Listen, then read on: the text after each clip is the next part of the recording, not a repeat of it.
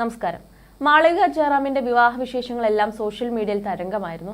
ഗുരുവായൂർ വെച്ചുള്ള വിവാഹവും തൃശൂർ പാലക്കാടും വെച്ചുള്ള റിസപ്ഷനും എല്ലാം സമൂഹത്തെ പ്രമുഖരാണ് പങ്കെടുക്കാനെത്തിയത്. ആർഭാടം നിറഞ്ഞു കവിഞ്ഞ ചടങ്ങുകളോടെയാണ് നടൻ ജയറാം മകൾ മാളവികയുടെ വിവാഹ ചടങ്ങുകൾ നടത്തിയത്. മകന്റെയും മകളുടെയും വിവാഹം ഒരേ വർഷം തന്നെ നടത്താൻ പ്ലാനിട്ട ജയറാമും പാർവതിയും ആദ്യം മകളുടെ വിവാഹ ചടങ്ങുകൾ സംഘടിപ്പിക്കുകയായിരുന്നു. നവനീത് ഗിരീഷാണ് മാളവികയുടെ ഭർത്താവ്. ഗുരുവായൂർ അമ്പലനടയിൽ ലളിതമായ ചടങ്ങിലായിരുന്നു താലികെട്ട്.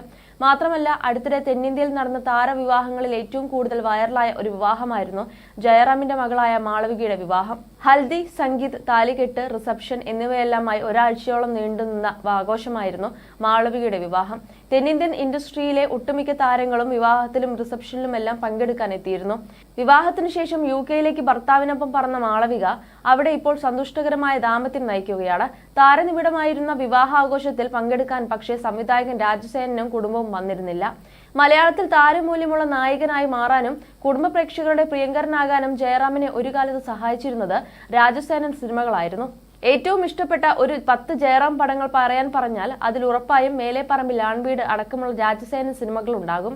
ജയറാം രാജസേനൻ കോംബോയിൽ ഇറങ്ങിയ പടങ്ങളെല്ലാം റിപ്പീറ്റ് വാല്യൂവിന്റെ കാര്യത്തിലും ഒരുപടി മുന്നിലാണ്. ഇരുവരും ഒരുമിച്ച് അവസാനം റിലീസ് ചെയ്ത സിനിമ കനകസിംഹാസനമാണ്. എന്നാൽ ഇരുവരും തമ്മിലുള്ള സൗഹൃദത്തിൽ ചില വിള്ളലുകൾ ഉണ്ടായിട്ടുണ്ട്. താനും ജയറാമും തമ്മിലുള്ള സൗന്ദര്യപ്പിണക്കങ്ങളെക്കുറിച്ച് മുമ്പൊരിക്കൽ രാജസേനൻ വെളിപ്പെടുത്തുകയും ചെയ്തിരുന്നു.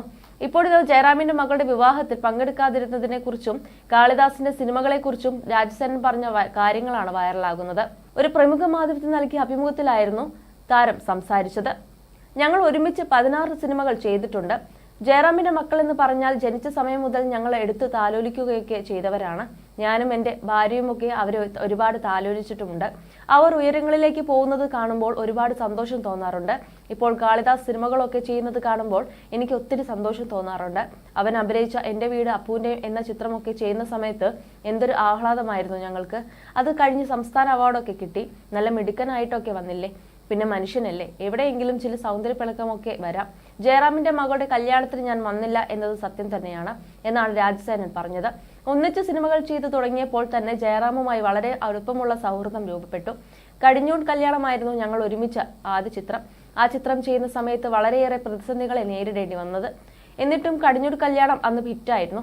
അതിന് പിന്നാലെ അയലത്തെ അദ്ദേഹം, മേലെപ്പറമ്പിൽ ആൺവീട് എന്നീ ചിത്രങ്ങൾ വീണ്ടും സൂപ്പർ ഹിറ്റുകളായി. അതോടെയാണ് തുടർന്നും ജയറാമിനൊപ്പം സിനിമകൾ ചെയ്യുന്നത്. ഒരു ടീം വർക്കൗട്ട് ആയാൽ പിന്നെ നമ്മൾ അതിൽ നിന്ന് പുറത്തു പോകാൻ ആഗ്രഹിക്കില്ല. ജയറാമുമായി എനിക്ക് കമ്മ്യൂണിക്കേറ്റ് ചെയ്യാൻ വളരെ എളുപ്പമായിരുന്നു. അതിനും അപ്പുറം പരസ്പരം വളരെ സ്നേഹമുണ്ടായിരുന്നു. ശരിക്കും പറഞ്ഞാൽ പരസ്പരം പ്രാണനെ പോലെ സ്നേഹിച്ച 2 സുഹൃത്തുക്കളായിരുന്നു ഞങ്ങൾ. ഇപ്പോൾ അങ്ങനെയല്ല. സുഹൃത്ത് ബന്ധം നഷ്ടപ്പെടാതെ ഇരുന്നെങ്കിൽ ഇപ്പോഴും ചിത്രങ്ങൾ വന്നേനെ. ആ ബന്ധം പോയി, അതങ്ങ് അകന്നുപോയി. വഴക്ക് കൂടാതെ പരസ്പരം എന്തെങ്കിലും പറഞ്ഞു വരുത്താതെ പിരിഞ്ഞുപോയ 2 സുഹൃത്തുക്കളാണ് ഞങ്ങൾ രണ്ടാളും. വഴക്കിട്ടിരുന്നുവെങ്കിൽ അത് പറഞ്ഞു തീർക്കാമായിരുന്നു. വഴക്കില്ല, പക്ഷേ പരസ്പരം മിണ്ടില്ല. ഓർക്കാൻ സുഖമുള്ള 12 വർഷം. വല്ലാത്ത ഒരു സ്നേഹമായിരുന്നു ഞങ്ങൾക്കിടയിൽ ഉണ്ടായിരുന്നതെന്നാണ് മുമ്പൊരിക്കൽ രാജസേനൻ പറഞ്ഞത്.